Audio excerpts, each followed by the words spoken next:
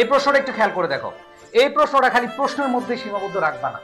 এই যে don't waste time, আমরা অনেক জায়গায় লেখা দেখি, আমরা অনেক টিচারের মুখে শুনি, আমরা বিভিন্ন জায়গায় বলি, বিভিন্ন জায়গায় শুনি, অভাব নাই এই নীতি বাক্যের শোনা। এখন পর্যন্ত কতবার যে শুনছি এই সময় অপচয় করবা না, কিন্তু আসলে কি আমরা সেটা শুনি বা সেটা কি মানি? না, মানি না। আমরা কেন মানি না? আমরা আসলে বুঝিই না সময়টা কি, সময়ের মূল্য কতটুকু। এই জীবনে, আমাদের জীবনে মনে রাখবা, অনেক মানুষের, অনেক বলবে হ্যাঁ ভাইয়া টাকার মূল্য অনেক বেশি, কিন্তু মনে রাখবা টাকার চেয়ে সময়ের মূল্যটা অনেক বেশি। জাস্ট আমি একটা এক্সাম্পল দিই।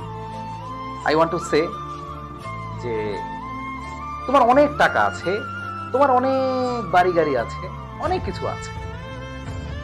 ধরো তুমি কোনো, আল্লাহ না করুক, কোন একটা রোগে আক্রান্ত হয়ে হসপিটালে প্রায় 1 মাস 2 মাস 3 মাস, তুমি তখন কিছুই চাইবা না, তুমি কোনো মানুষের কাছে কিচ্ছু চাইবা না, টাকা চাইবা না, ধন চাইবা না, সম্পদ চাইবা না। তুমি কি ফিল করবা জানো? Please give me some time, আমার কিছু সময় দাও, আমার কিচ্ছু লাগবে না। যদি এমন পরিস্থিতি হবে, এমন পরিস্থিতি হয়, একটা সময় এসে না এই সময়টাই আসলে মূল্যবান থাকে, আর কিচ্ছু থাকে না। দেখো আমাদের সম্পর্কগুলো, আমরা যেহেতু মানুষ, আল্লাহ আমাদেরকে বানিয়েছে এমন ভাবে, মানে উন্নত দেশে কি হয় জানো? উন্নত দেশে এমন হয় যে সবকিছু পেয়ে যায়, সবকিছু পেয়ে যায়, একটা সময় বাড়ি গাড়ি সব পায়, কিন্তু কোনো সঙ্গী পায় না, এবং অনেকে আত্মহত্যা করে।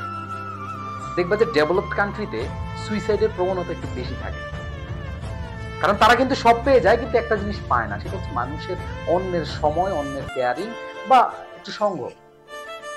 সো এই কথাটা কেন বললাম জানো? যে সময়টা শুধু যে তোমার বর্তমানে ইম্পর্টেন্ট, বর্তমানে ভ্যালুয়েবল এমন না, সময়টা একেবারে তোমার সব জীবনের প্রত্যেকটা পদে পদে পদে পদে তোমার লাগবে।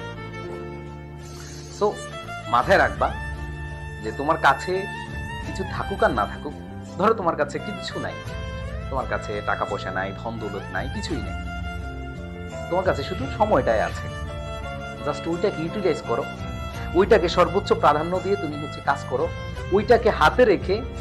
এখন ধরো স্বাভাবিকভাবে তোমার হাতে, দেখো আজকে রাতে প্রায় 8 থেকে 10 ঘন্টা সময় আছে পড়াশোনার জন্য, আছে না? আছে কিনা? রাতে এখনো 8 থেকে 10 ঘন্টা সময় আছে, বা 12 ঘন্টা সময় আছে, বা 5 ঘন্টা 6 ঘন্টা, যতটুকু থাকুক, ধরলাম আমরা 8 থেকে 10 ঘন্টা সময় আছে। তুমি এখন মাথায় নিলা যে না, আমি সময়টা সর্বোচ্চ ইউটিলাইজ দেখাবো, আমি সর্বোচ্চ ইউটিলাইজ করব। আমি কি করব? ঠিক আছে, আমি আজকে রাতে 6 থেকে 7 ঘন্টাই ঘুমাবো, বাকি সময়টা আমি আজকে পড়বো এক্সট্রা।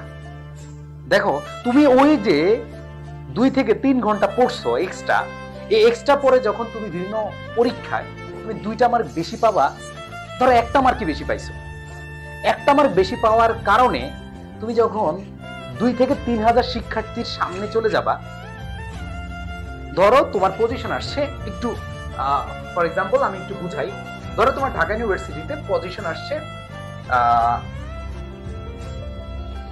1000, আচ্ছা 1000 না, ধরো একটু আগে ধরলাম 890 আসছে, কি আসছে 890 পজিশন। আর তোমার কাছ থেকে যে 1 নম্বর কম পাইছে তার পজিশন চলে আসছে ধরো 1100 না, আরো বেশি যায়, কারণ 1 নম্বরের ডিফারেন্স অনেক। 1100 না, ধরো হচ্ছে 1800, 1000 ধরো, চিন্তা করো, বা হচ্ছে এটা আসলে ভ্যারি করে এক এক সময় এক এক রকম। সো এই যে সে পিছনে পড়ে গেল, এখন সে কি হাজার হাজার কোটি কোটি টাকা দিয়ে কি তোমার পজিশনটা সে কিনতে পারবে? কিনতে পারবে না, সে টাকা দিয়ে কিনতে পারছে না।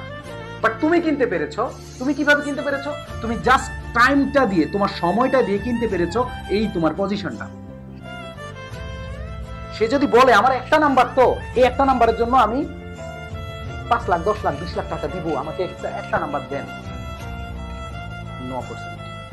সো ভাই বোনেরা, এই যে প্রশ্নটা পড়াইতে গিয়ে জাস্ট মনে আসলো যে তোমরা যেহেতু, তোমাদেরকে অনেক বেশি ফিল করি, তোমরা যারা পড়াশোনা করতেছো, সময়ের মূল্য দিচ্ছ, এই সময়ের মূল্যটা প্রত্যেকটা স্টেপে স্টেপে আমাদের আসলে কাজে লাগে।